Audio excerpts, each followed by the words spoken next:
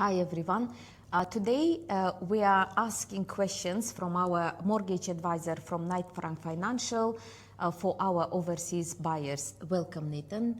Can you introduce yourself a little bit, please, to our clients? Hi there.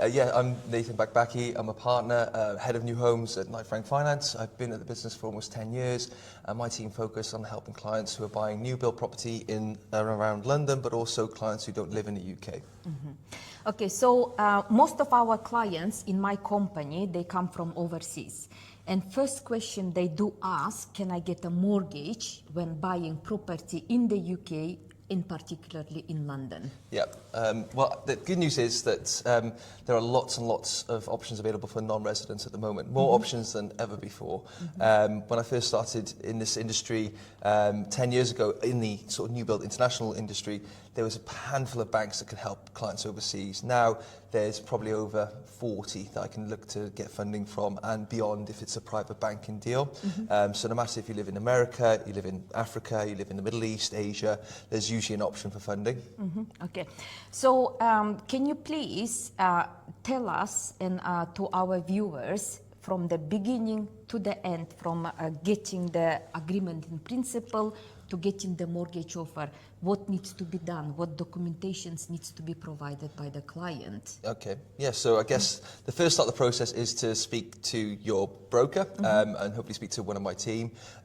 In that, just an initial assessment on how much money you can borrow, how much it costs, letting you know what the fees are, and also what the next steps will be. And the following step after that would be to get an agreement in principle. That doesn't cost anything, it doesn't mean you have to use the bank, it doesn't mean you have to use me as a broker, but it's a good next step to take because it tells you how much money you can borrow, and then you know you can make an offer confidently with the financing behind you.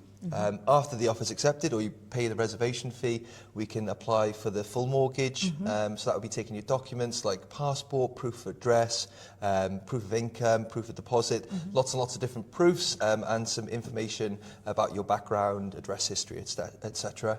And we submit that to the lender, and then the underwriting begins. Now that process of applying for the full mortgage and then getting the mortgage offer issued can take anywhere between 6 to 8 weeks, depending on the lender. Don't get me wrong, some can be a little bit quicker, and also some can be a little bit slower, but 6 to 8 weeks is probably the average.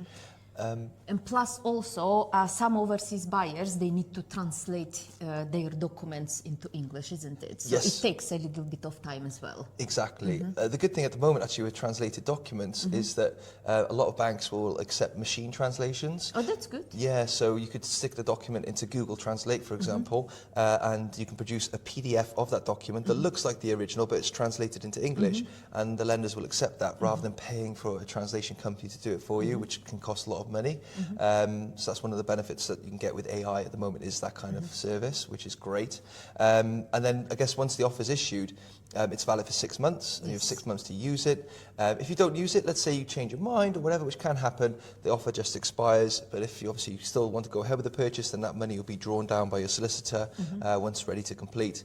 On average, I think the statistic for a purchase in the UK, the average is 3 months from the day you have an offer agreed to the day you complete. Obviously, if you're buying something off plan, it could take a little bit longer, and depending on what the position of vendor is, can also affect things as well. One thing I didn't mention, which I should probably drop in there for people, is bank accounts. It's very important to have a UK bank account when you take a UK mortgage. There are some lenders that don't require a UK bank account, so you can pay it from your US account or your Turkish account, but the majority need a bank account. Some will open it for you as part of the application process, and others may not. The ones that don't, I can help you with that. We have banks that can open bank accounts for you that can just be used to service your mortgage interest. And also, when buying a property, there are different options: buy-to-let, investment, and to live. And you do also provide buy-to-let investment mortgages and to live as well. What will be the difference between those two? Good question. So the main difference between the two is how they're assessed. So if you're buying a buy-to-let property, lenders in general don't really care too much about what you earn, and they base how much you can borrow on a rental stress test. So look at how much money, how much money the property can be let for, and they look at how much money you want to borrow. They stress that money and say, can the rent still pay the interest on this money if interest rates were slightly higher? If it's yes, they'll give you the money you need. If it's no, they'll give you a slightly lower amount. That's in general how a buy-to-let mortgage is assessed. For a residential mortgage or one where you're buying it to live, it's an affordability assessment. So they care about how much money you earn, what your commitments are, any extra mortgages that you've got. And they look at all those things and they figure out how much money you can borrow.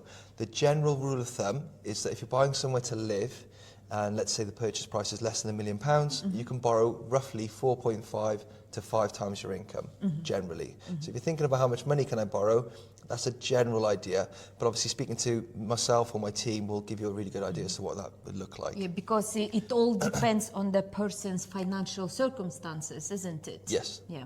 So another thing I would like to ask, a lot of clients are asking, I have a son or daughter, they are maybe 20 years old, but they don't have an income.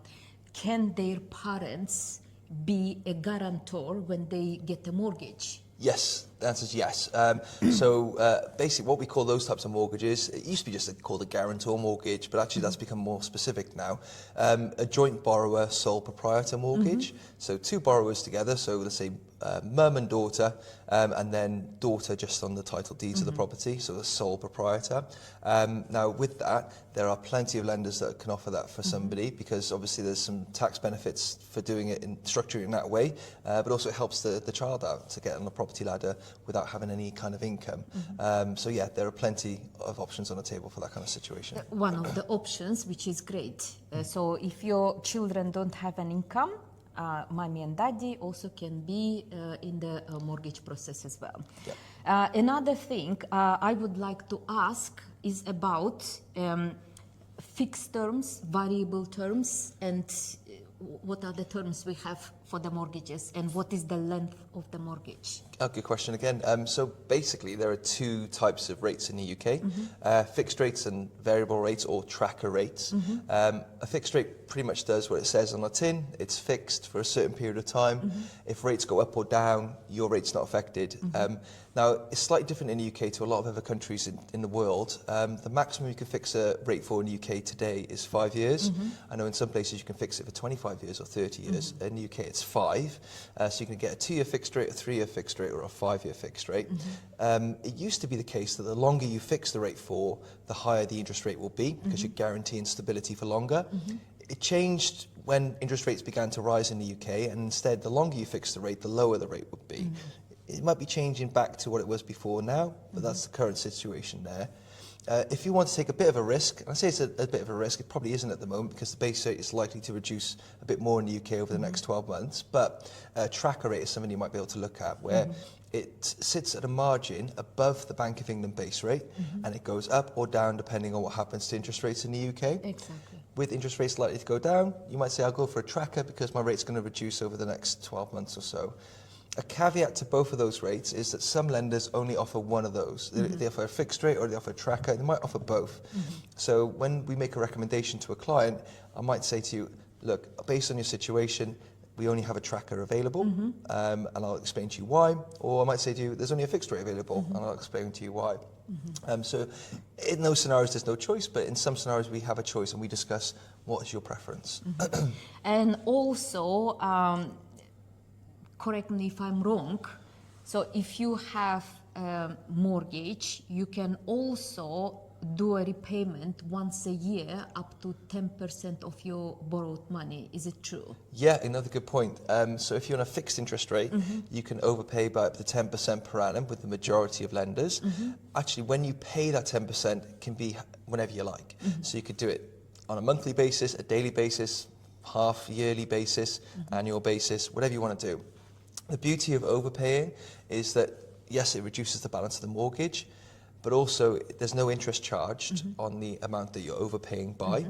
And most mortgages are calculating the interest daily. So as soon as you make an overpayment, the balance drops straight away, and the next monthly payment you make has less interest and more principal, and because it's calculated on a daily basis.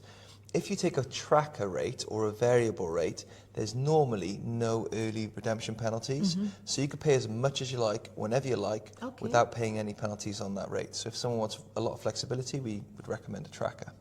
It's good that I know something about mortgages, but I always tell to my clients, I specialized in investments, in property, and I will find you the best property for investment or to live in.